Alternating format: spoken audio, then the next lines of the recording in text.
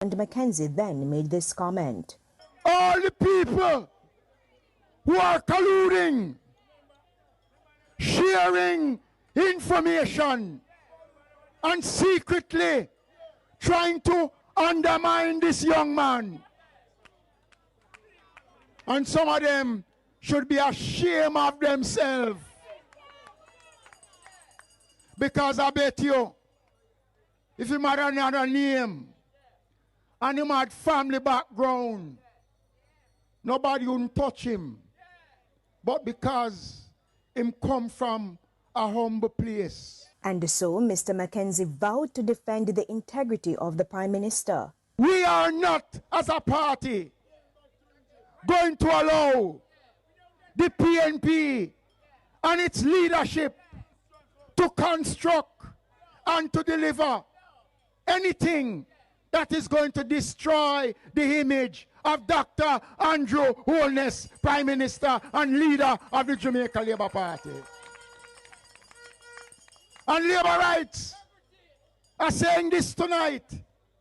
If it means that Labour rights must take to the streets of this country in defense of Andrew Holiness, then we are prepared to go out there and defend. So this is what the Jamaican Labour Party people them do. Get up every day, support wrongdoing. Get up every day and support wrongdoing. By the way, what kind of integrity Andrew Wallace have? Andrew Wallace don't have no integrity. I don't even think him have no shame. He's shameless. He has no credibility. Andrew Wallace is just a man that came to rob the poor. You're talking about if him did come from a rich background. So because him come from a poor background, if he come rob the poor? Is that what you're trying to say? Desmond Mackenzie? Because him come from a poor background, he must come rob the poor. Haha. Desmond Mackenzie, I think you should resign. You should resign. You're a shameless man. You is nothing but a shameless man. And you should resign immediately. All I know, we come out, come defend Andrew Wallace foolishness where they rob the poor people of Jamaica. Must resign. Uno must all resign. Andrew Wallace needs to resign. And whether you want to take it to the street or not, Andrew Wallace is a criminal and a dictator and a big liar. A controlling freak. So Desmond Mackenzie, it no care how much I want to take it to the street. The Jamaican people have spoken. Them say Andrew will resign. And people, if you don't want Andrew Wallace resign, type resign in the comment section and like up the video. Type resign in the comment section and like up the video. Bless up to my viewers and my subscribers them. May hope everybody having a blessed and a wonderful day. Now my viewers and my subscribers, remember, in everything you do, always put God first. In every situation, just always remember to call upon God. Always remember to pray. Because a prayer day keep the devil away. Now my viewers and my subscribers, we have a lot coming up inside this update, including Andrew Wallace get attacked in the United States, in the diaspora, for sending police and soldiers to Haiti to fight against our black brothers and our black sisters. Andrew Wallace, you must go down. Andrew Wallace, you is a wicked and a cruel and a heartless man. Remember that. Also coming up in this update, nationwide news poll come out. And guess what? Andrew Wallace, you're going down.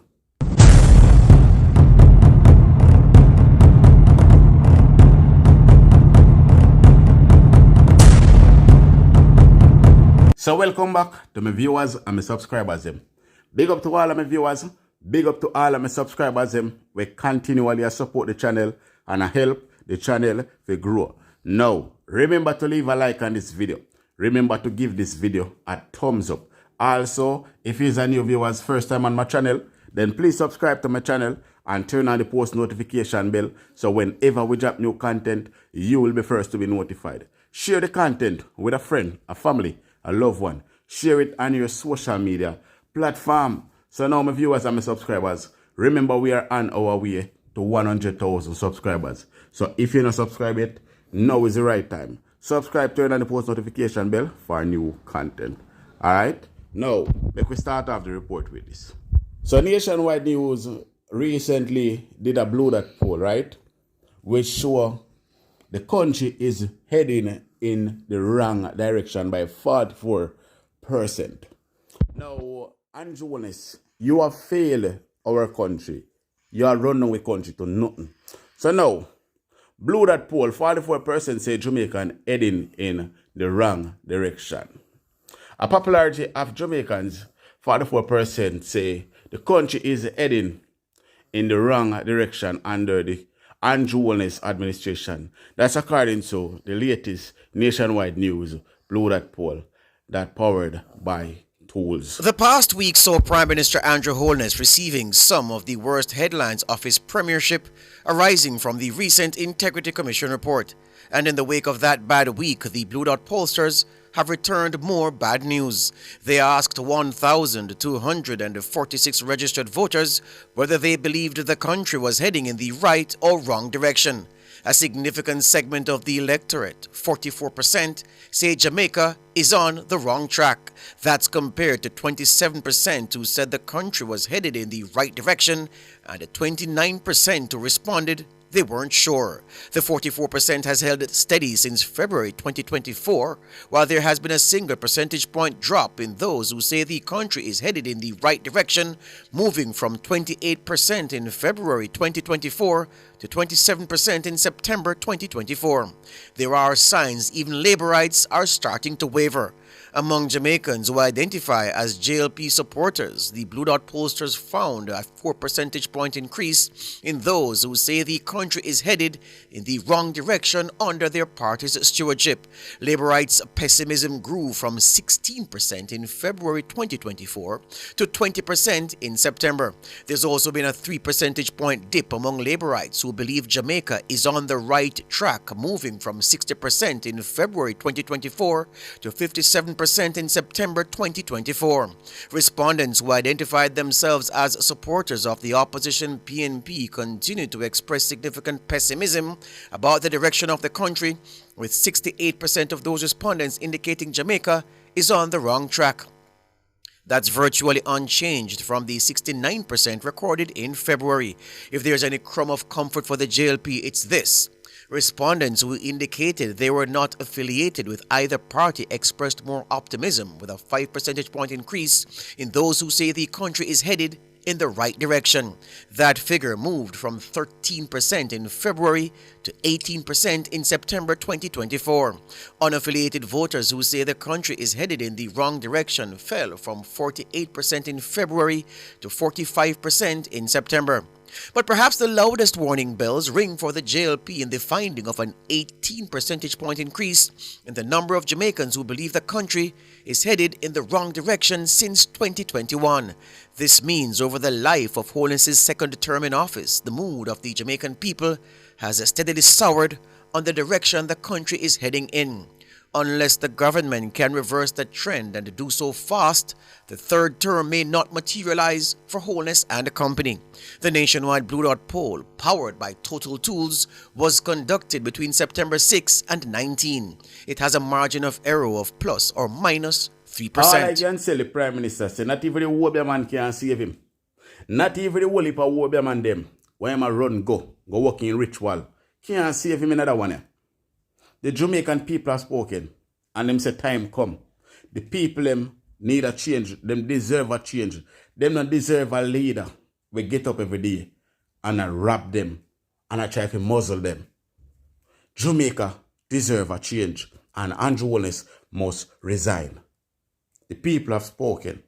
Andrew Holiness, you must resign, and resign now. We're tired of you. Now, people, I am going to go over to the town hall meeting where them attack Andrew Holiness because him send troops to Haiti to fight against our own black brothers. Make a United States and use him as a puppet to fight against our black brothers and our black sisters. So people, check it out. Other questions in it as well where the Prime Minister can't even answer. So check it, people.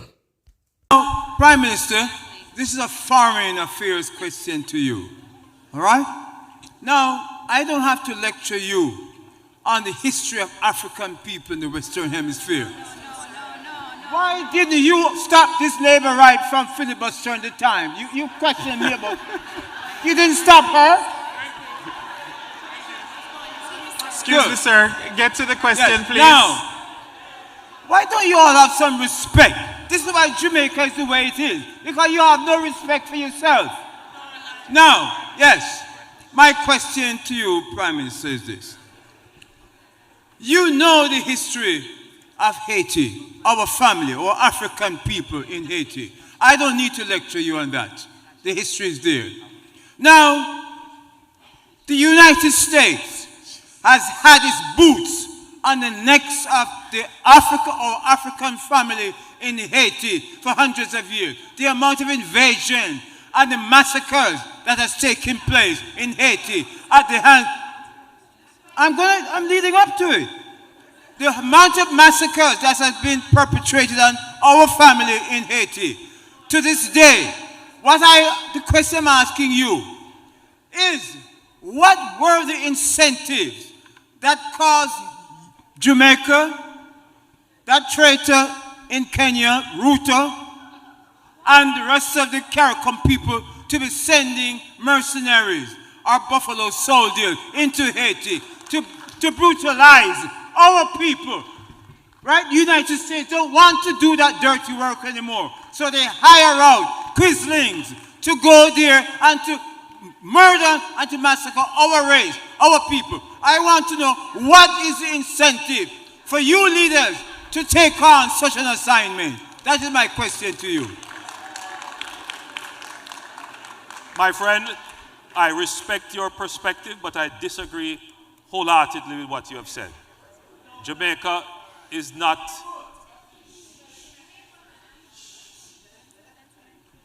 Jamaica is an independent nation, and we are a sovereign country.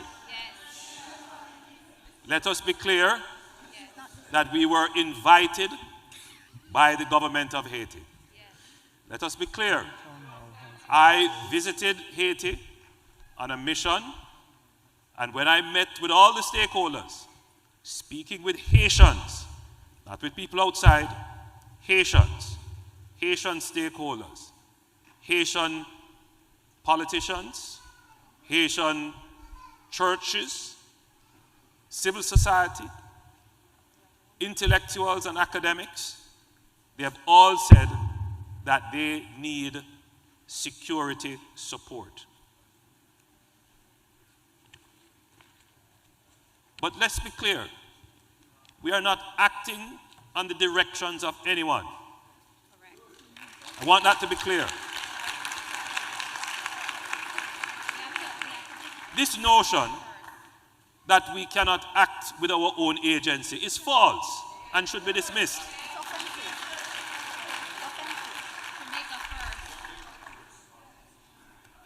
We are sending support to Haiti because we have solidarity with the people of Haiti. They have asked for our support. But let us also be clear that it is in our interest. Guns come into Jamaica from Haiti.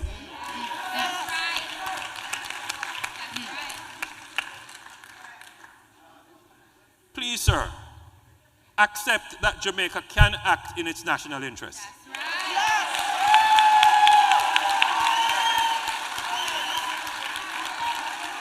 All right. And it is about time that black countries and black nations support each other.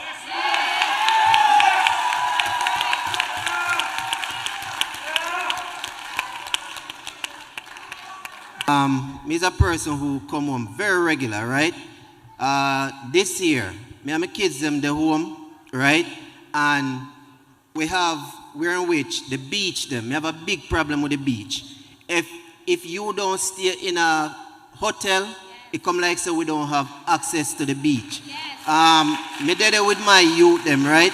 And Dump Up Beach, which is Harmony Beach right now, by 5 o'clock them cut off, right? And if them cut off and you don't have a hotel, In a Montego Bay, there's nowhere to go to the beach, but the one, I think, I don't remember the name of, when the Jimmy Cliff Boulevard, right behind the airport there, so. And me feel like a stranger in my own country. When I ask the people to invest, I buy a little house in Mandeville, and it's like me I do an Airbnb. And the problem I have with JPS and cable flow. All right, what's the right? question, sir? So my question to you is, Minister Vaz, he might take on certain things, but me I wonder how and what and where you put in place in order to make these companies do better. Because right now, me I pay for something when me not get. Right now, my cable is still off. All of my things in my house are smart lock, smart this. And it's like, I don't have no access. I have no eyes for my place. All right. You understand? So the Someone question... know the question, 1 minute, sir. No, the question is, question. How can I? No, I appreciate. I understand what you're saying. Yeah. Very quickly. No disrespect, I'm sorry. But, forgive me if I move very quickly through I cycles through them. So the issue of beaches is a live one. And what the government, the issue, my friend, is not that there aren't any beaches. The issue is that the beaches have to be developed and secured so that people can access them. And what we have been doing, for example, you mentioned Harmony Park. I don't know how many of you have gone to Harmony Park and seen what we have built there.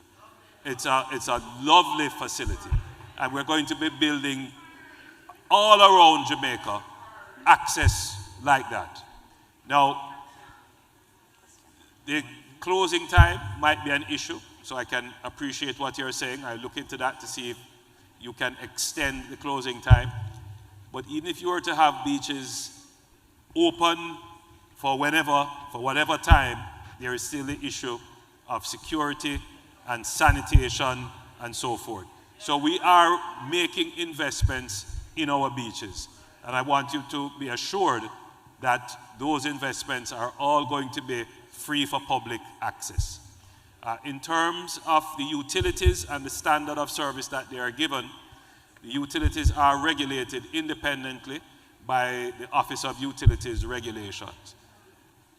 We have noticed, however, that there is a fall off in standards. And we have been putting pressure on the OUR and the utility company themselves, in particular JPS, to improve their standards. You have mentioned the activities of Minister Vaz, who has been very strident with JPS, and we have gotten some results there. We will pay some attention now to the internet companies and the telecommunication companies to ensure that the services that they are mandated to do, they are actually delivering them. Okay. Thank you, PM. All right, so Ms. Brown, to go. Ms. Brown. To the Minister and our Prime Minister, thank you for your informative report on the development and growth of our island. My concern, because everybody has a pet peeve, so to speak, we cannot have, we cannot have growth and development in so many areas of our country and moving forward unless we also consider the environment. And I've not heard either of you talk about the environmental impact of roads and developing and water and all the things that are really critical to the continued success of our country. Can someone speak to the environment, please? Thank you. And I really appreciate all you've said. Thanks. Very powerful question. Very important one. And in fact, that's why I'm here for the Summit of the Future. It's about ensuring that whatever we do is sustainable. And indeed, sustainability is an important part and indeed has been mainstreamed into what we're doing. So I wish to assure you that consideration and protection of the environment is paramount for the government. All right, thank you. Before I go to the next microphone, Minister? No, it's okay. I just realized the number of persons. But okay. If I get to see her after, I'll share some more. Okay. All right, sorry. Mr. Prime Minister, one of the questions fielded, well, the summary of it, what steps are being taken to integrate agricultural science in schools and improve facilities to engage students in modern agriculture and technical education? you know, that's a question that we could easily answer. But what I would say to you is, let's take the questions from the floors. Okay. Critical one. Yeah, exactly. All right. So the answer to that is yes, that is happening. It is happening, and there is investment in Bodles, the Agricultural Research Center. There is a lot happening at CASE in poultry expansion and agri-science. Ebony Park at Hart, etc., has a whole new set of technologically based courses in climate smart technology, as well as organics and other good things are happening. But I agree with Prime Minister. All right. Say the people on Mr. Reid.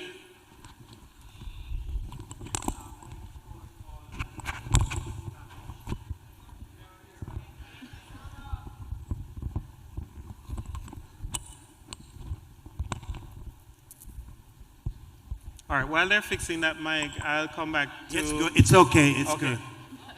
Yes, protocol has been established. Now,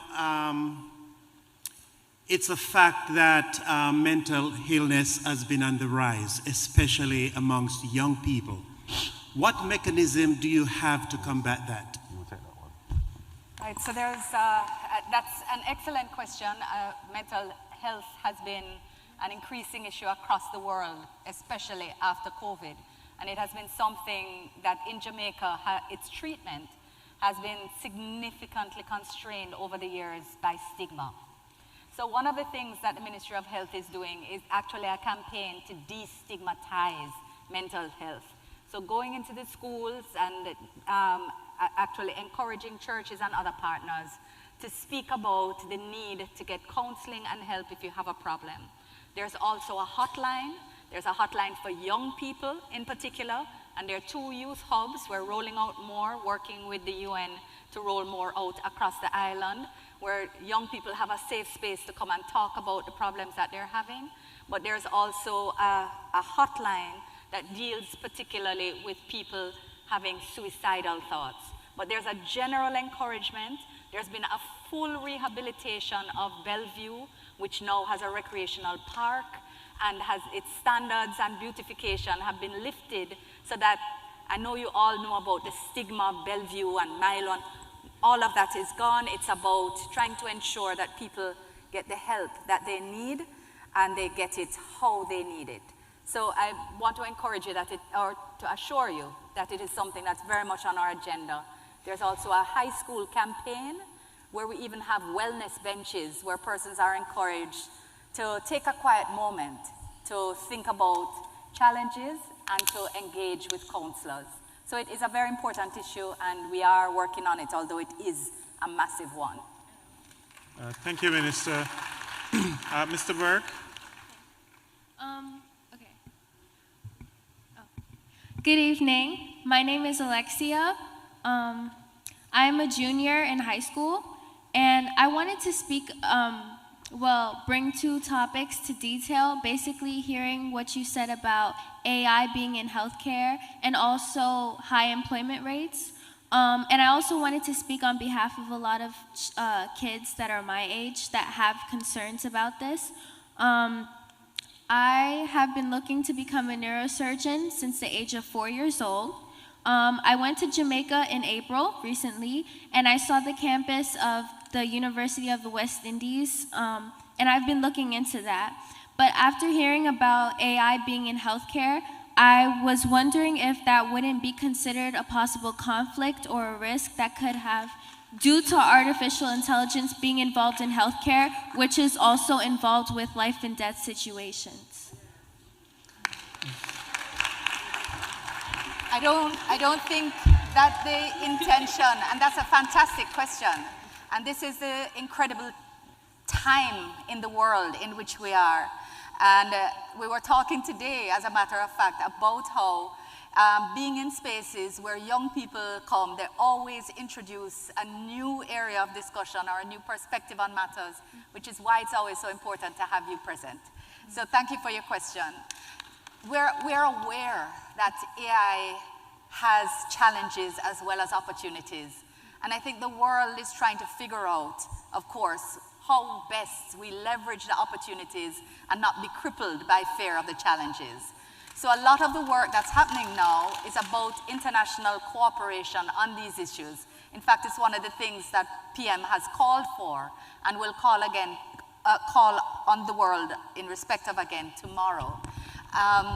We are aware of the sensitivities, and it may well be that AI is used to take the stress off of people who are answering the phone at hospitals or at critical care places, to move systems that don't require complex decision making in the first iteration. But that's still taking pressure off people working in the healthcare sector. I think there's a lot of steps to be taken.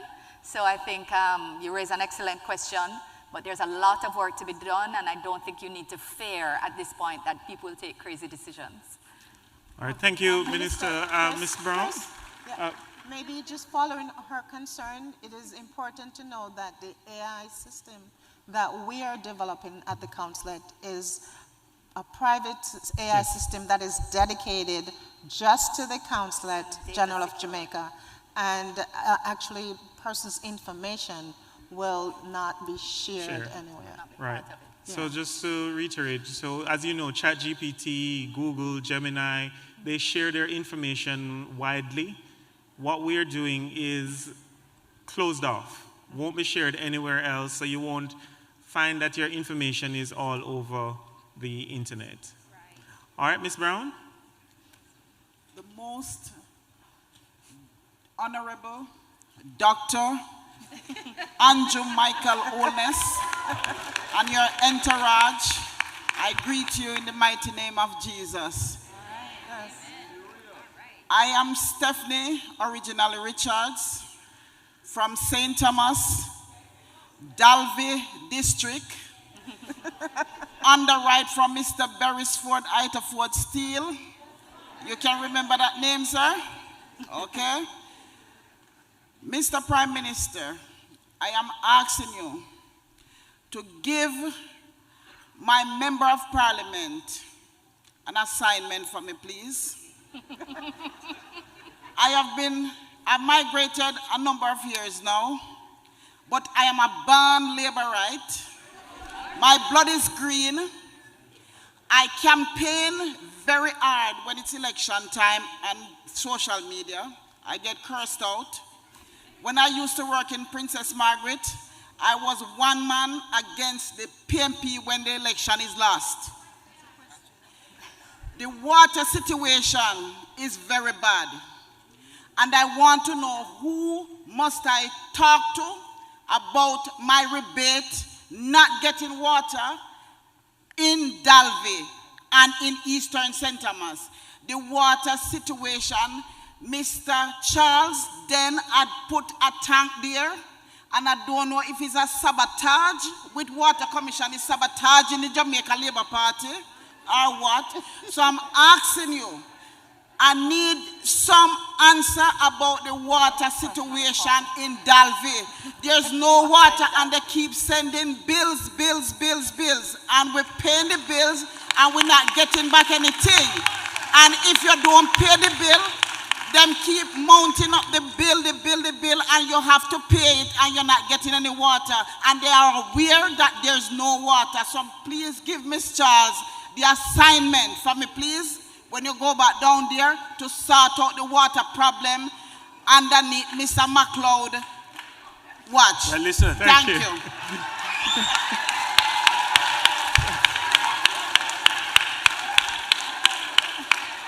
Even if I did not take notes, what you have said is seared in my mind.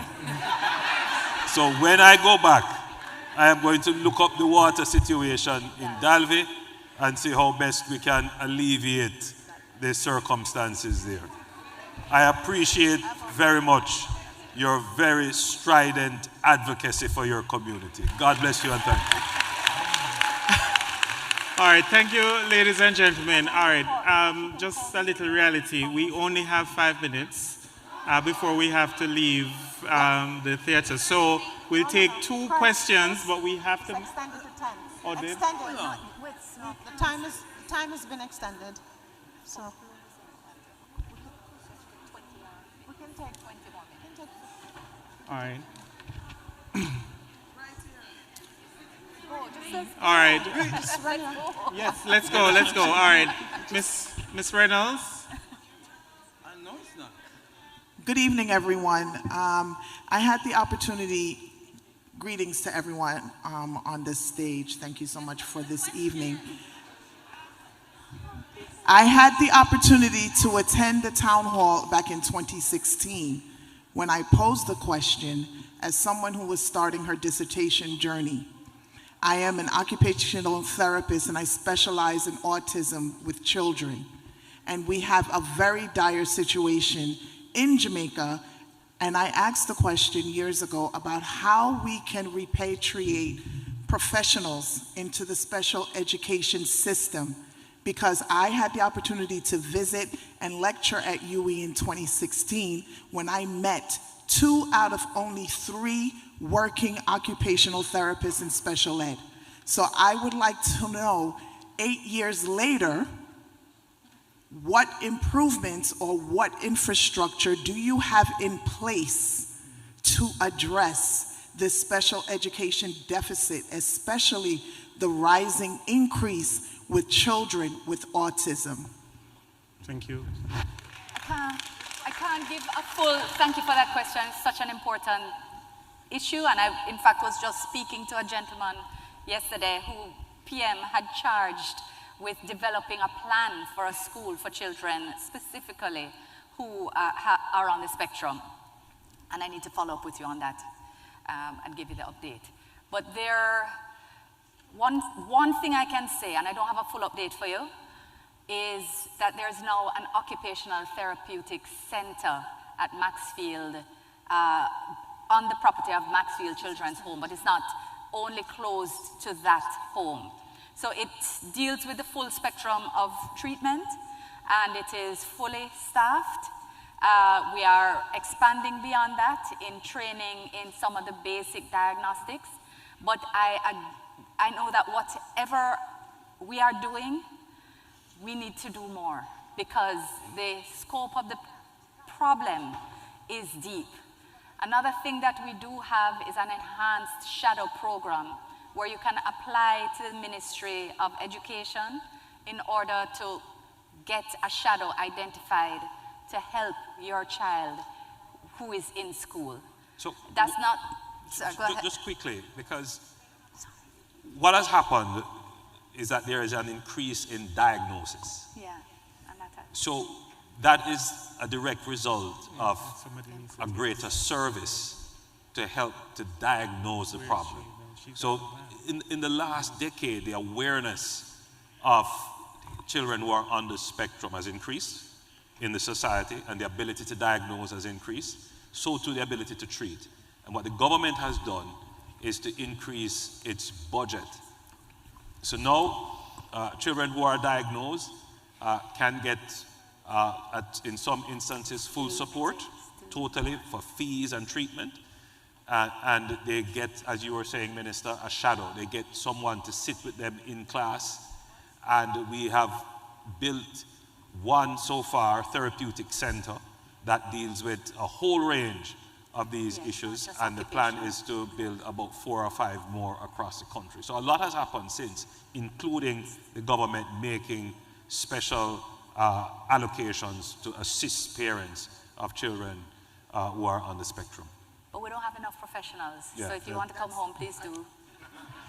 Please do. There's a lot of work, and there's good private business and public business as well. It's an important area, and we need professionals like you.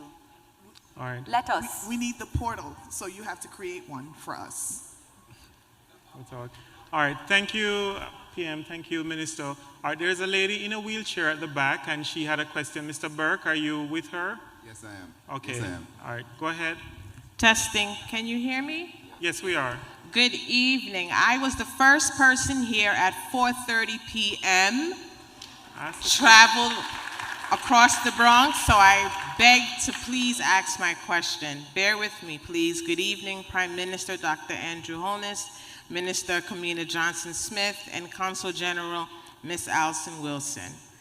Welcome to the Bronx. I did some research, and Jamaican is the dominant black immigrant culture in New York City.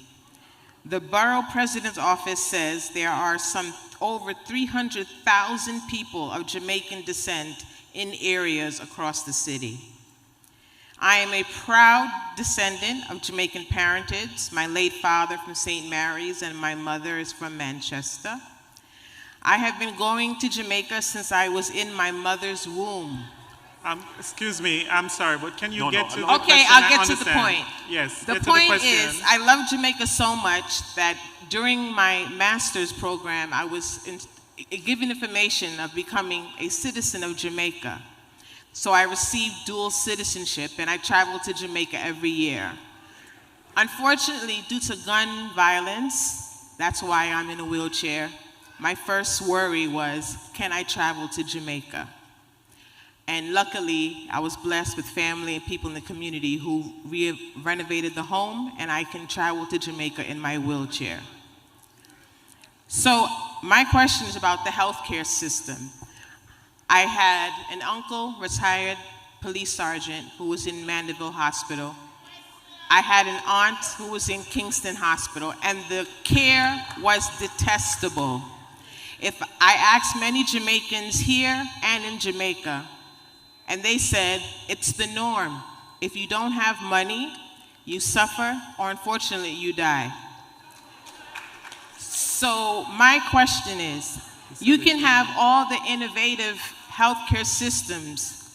However, how can you make sure that the quality of care is given to the Jamaican community? Thank you.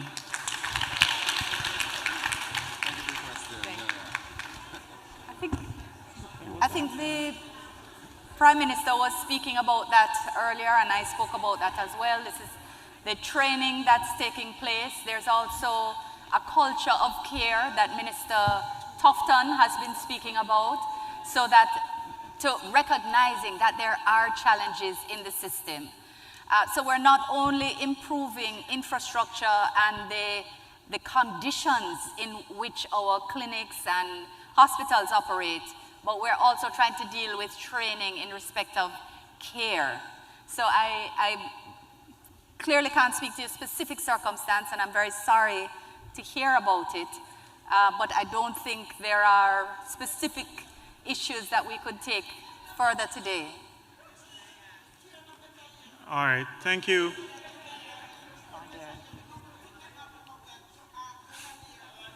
All right, thank you, Mr. Reed. All right, next question, we have to move. Ms. Reynolds, the lady in front of you. Good evening, Prime Minister, Holiness. Should we address everybody? I'm gonna make it fast, yes. Consul General Wilson and Minister Johnson Smith. My name is Shari Linton, Esquire, and I am a Jamaican American. My parents were one of the first people to import goods from Jamaica to South Florida in the early 80s. So we understand the importance of importing goods. I own a tea company, and my family currently makes drinks like Roots Drinks and Irish Moss, right? So my question this evening is, with the rapid growth of platforms like Alibaba that makes it easy to import goods from China, how can U.S. businesses connect with Jamaican growers and suppliers to make wholesale and bulk purchases, which can in turn stimulate the Jamaican economy? All right. All right, thank you for that question. Well, there's actually some work that's being done in that regard. I know that there have been one or two private sector attempts, but to get the mass use of their platforms hasn't really happened. But I did meet someone earlier who had was it eatjamaicafood.com? Yes, Yes. he's here. Who is launching a platform to do just that. Perfect. Eatjamaicafood.com. Please, if you're here, please tell me if I'm getting your name right. Eatjamaica.com? All right. Yeah, and he's doing just that. So he's buying in bulk from different suppliers. They're consolidating here and then shipping to you wherever you want across the world. that's his thing, and so it's incredible that you asked that question. Well, that's great. If anybody knows him, please introduce him to this lady quick. Yes, Shari's tea will be a big customer. Thank you. Thank Have you. a good evening, everybody. The next question, Mr. Burke. Okay, good night. My question is directed to Mr. Holiness and Ms. Johnson-Smith. So, as a passionate resident, I would say, of Jamaica, I have been here for a number of years, since I was a teenager. I'm 44 years old now, by the way. What measures are you guys putting in place in the construction industry to ensure that there's proper oversight, a proper oversight body to protect us returning residents? Because I returned to Jamaica last year, November, and I bought into a brand new community in Ocherius, and I have been just plagued with a number of issues. Mold, if that was here in the US, they would have closed down that place entirely, the entire place. And I have done everything possible to try and get the developers to remedy the issues to no avail. So what I have complained to the local municipalities, NIPA, they've all come in and look at my property, and no one has yet to reach out to me. So what measures are you guys putting in place to protect us as returning residents going back to Jamaica who are coming in heavily to invest? Because I own 4 properties there and I have issues with almost all of them. But this one is the worst. Thank you. Very important, very important question. And, you're not the only person who has complained about rogue developers. Now, just to be clear, my knowledge of the industry, based upon the portfolios that I hold, there are a few developers who have given a bad name to the industry.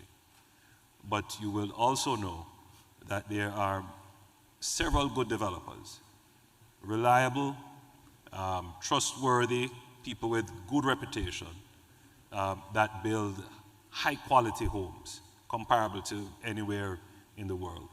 Now, the circumstances that you have mentioned has come to my attention based upon where you've said you have purchased. And what I could do is if you could give your name and contact, I will have a direct look at your circumstances. Thank you, sir. All right, thank you. And just a reminder. Can someone take his contact? Huh? Yes, Mr. Burke, can you take our contact information? Sorry, just to be clear, that developer is a private developer. It has nothing to do with any government-sponsored or government-built housing scheme. That's a private developer. All right. Sorry, sir. You'd have to join the line. No, I'm sorry. We have a limited time, so we can't do a follow-up. But take the information. All right, Ms. Burke, Ms. Brown, and just remember, ladies and gentlemen, no, I'm saying take the number.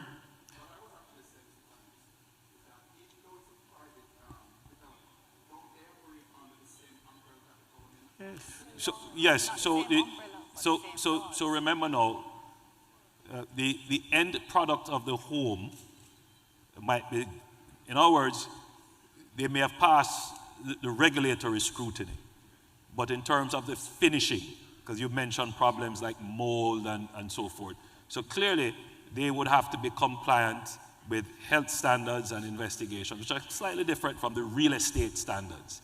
And therefore, what I'm saying is, if I get her number, then I can get the specifics of her situation and direct the appropriate entities to address it. All right. Thank you. And just remember, ladies and gentlemen, keep the questions short. We have a limited time, and we have quickly. Mr. Reid. Good evening to everyone. Good evening, Prime Minister, and your members that is with you. I'm a Jamaican. My name is Orel Dossard. Come from Mandeville. There, my father, Gaston Dossard, right? Question, sir. Get to the question. Prime Minister, my question to you is this. Burke, the last 2 questions, Mr. Burke and Ms. Reynolds. All right. Good evening, everyone. You said that we scarcely hear that we want a better economy. To purchase property in Jamaica, why is it quoted in U.S. currency as it's defaulted as the primary currency and not the currency of the land?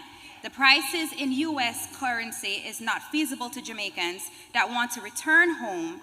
I would like to know how will you regulate this situation, because this would be the next step for capital investment growth.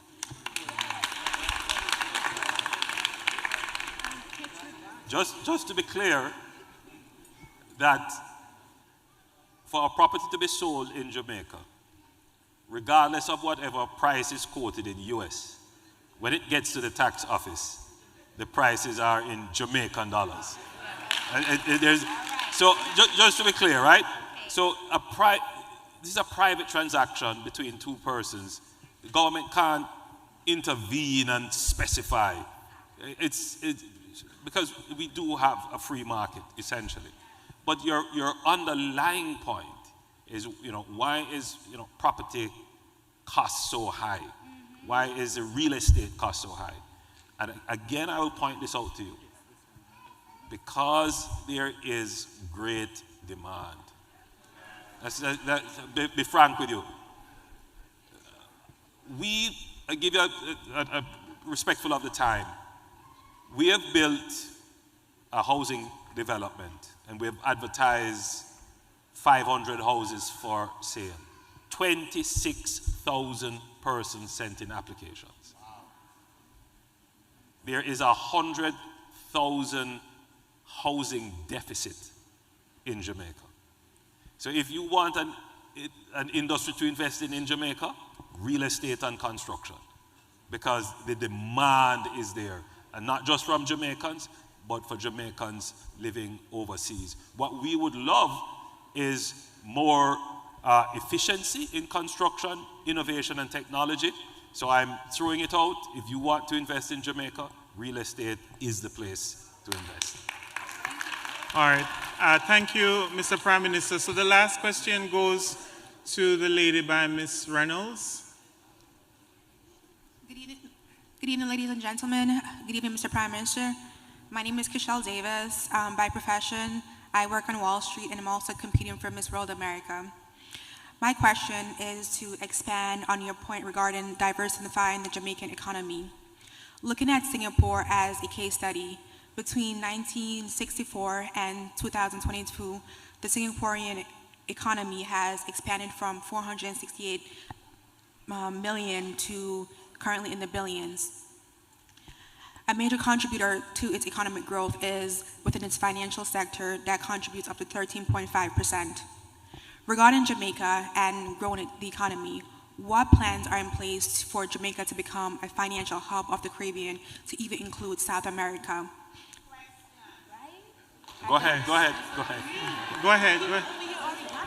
I will ask the question again. What plans are in place for Jamaica to become the financial hub of the Caribbean, to include South America? All right, so let me be clear with you on this. Jamaica is already the financial hub of the Caribbean. Jamaica, you may not know this, but Jamaica has the most advanced financial sector in the entire region. Let's be clear on that, including the Dominican Republic. Jamaica's financial sector is really set to become the leader, not necessarily in Central America, but even in Central America, except for Panama, our financial sector has really done well, and we continue to strengthen it. And in fact, our economic stability has led quite a bit of financial stability to the financial sector. And it is going to become an asset for Jamaica. So my answer to you is yes, we are already on that path. All right. Thank you, sir.